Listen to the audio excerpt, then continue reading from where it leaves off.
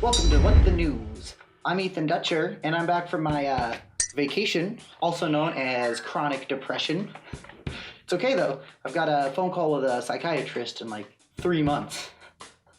Oh God. It can be difficult to do even the most basic creative task when you're in that sort of mental state. So, to get back into the swing of things, I thought I'd focus on an easy subject. The Black Lives Matter protests. Oh my God. That's not easy. What am I thinking? Stop. So white.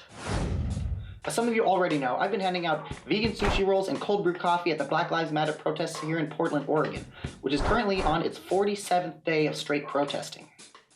Now, I didn't go because I have the answers. I went because I want to understand firsthand what they have to say. After being let go from my job because of the pandemic, the idea that I could make a lot of food and do something productive while I fought off depression and systemic racism was very motivating. There are 3 main points that the Black Lives Matter movement are fighting for that made me want to support them. Reducing and demilitarizing the police to divert funds back into the community, ending the war on drugs, and ending qualified immunity, creating better accountability for the actions of police officers. And if seeing what happened to George Floyd and Breonna Taylor didn't make your stomach churn, then you need to seriously evaluate what your moral code is. I chose the sushi roll because it's self-contained, easy, provides healthy, long-term energy, and is fairly cheap to produce. In my opinion, it's a near-perfect protest food. No raw fish, of course, because sushi refers to how the rice is prepared, and sashimi is when raw fish is served. So the first time I went out, I gave about 75 sushi rolls. Second time I went out, I gave out about 100. And after that night, going downtown and marching, I noticed people were getting a bit sleepy. So with myself being a caffeine fiend, I decided I was going to go bring coffee to the next march. So I did. Next time I went out, I gave another 150 sushi rolls and 13 gallons of homemade cold brew coffee. By this point, the money we got from donations was running a bit thin, so I did a last blowout on my 4th day of protesting. 200 rolls and another 13 gallons of coffee. In total, we did about 500 sushi rolls and 26 gallons of coffee. Woo! That's fucking good. We did it, guys. Hot damn. Special thank you for everybody who helped me at the protests, and especially to everybody who donated. Without you, we would have been able to do just a fraction of what we did. We may not be many, but what we lack in numbers, we make up in enthusiasm. Every time we ran out of sushi rolls within the hour, and after we ran out of food and coffee, I myself would participate in the protest.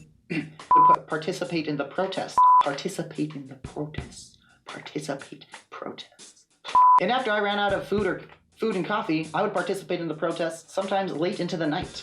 So far, I've been out 6 times, and here's what I've learned. I can honestly say that every time I've attended these protests, the more I've learned I know nothing.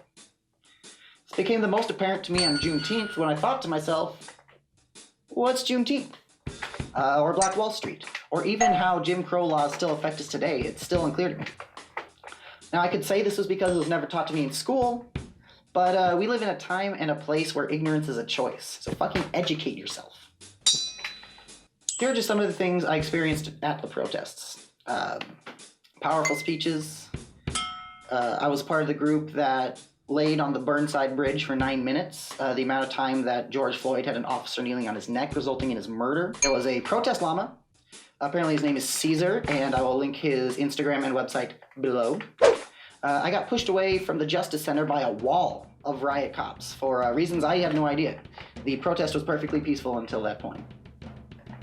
And at one point, when the wall of riot cops was pushing us out of the park, one of the protesters decided to stand there and hold his sign up, and the cop came up and hit the shit out of his knee with a baton. Like, so hard. Why would you immobilize somebody if you're trying to get them out of somewhere? So he started trying to limp away.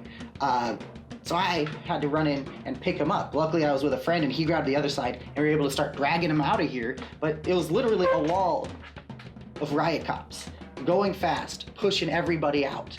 And if they got to you, they were either going to arrest you or fucking hit you. And judging by what I've just seen, they seem to be in the hitting mood.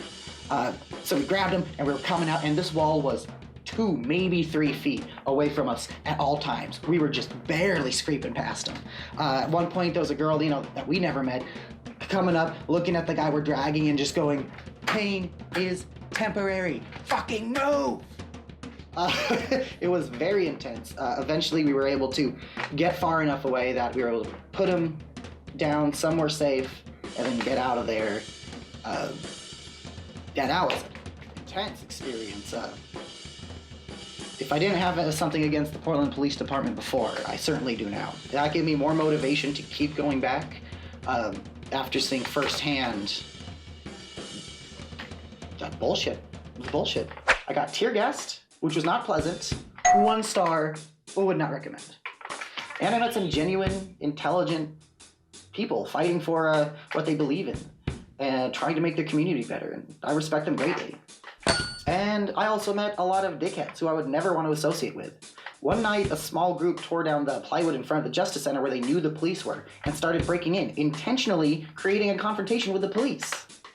This was the night I got tear gassed, and I also want to make it clear that this was not the want or the intention of the organizers of the protest, but I also feel it's too convenient to say it was some outside group. I saw plenty of bad behavior without outside agitators. I saw almost everybody wearing a mask, both for the pandemic and fear of being targeted by the police and right-wingers. This included a lot of free hand sanitizer. It'd be ignorant to think that the protests have not contributed to the coronavirus, but I do feel that measures that have been taken have made a significant impact. Viruses don't give a damn about your politics.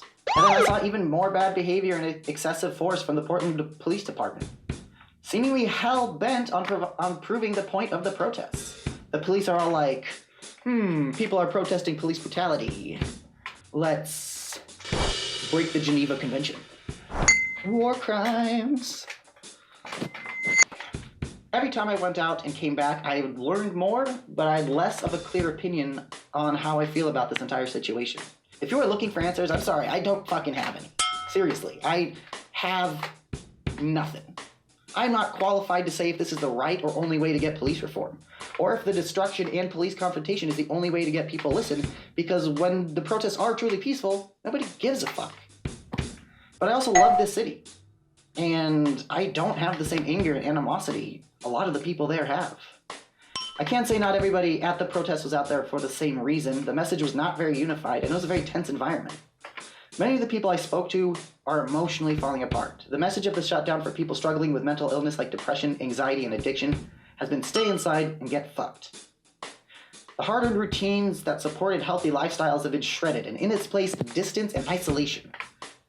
Some don't understand that going to the gym, the movie theater, or the salon can be the difference between health and misery. Think about how bad things have to be, that the best option for your mental health is the sense of purpose and community you get from being tear-gassed by the people who are tasked with protecting you. The only thing I do know is that our black neighbors are asking for help. And even though I cannot say I truly understand the scope of what's going on, I can do what I do best. Feed good people, listen, and learn. There are links below to some of the good resources that have influenced my choice to support the Black Lives Matter movement. If you haven't checked out our full episode yet, I teach a comedian how to cook weird foods. And caution, it is definitely not your grandma's cooking show. Special thanks to everybody who donated. I am blown away with how much we were able to do with what we had. The support is what keeps me going. It can be really difficult, especially in times like this. And having you guys there to support me like that is keeping me going. So thank you. Please share this video or my links. It's still such a small channel that just one share, makes a huge difference. We gotta get the word out there, And then just listen to your neighbors when they ask for help, and I'll see you next time.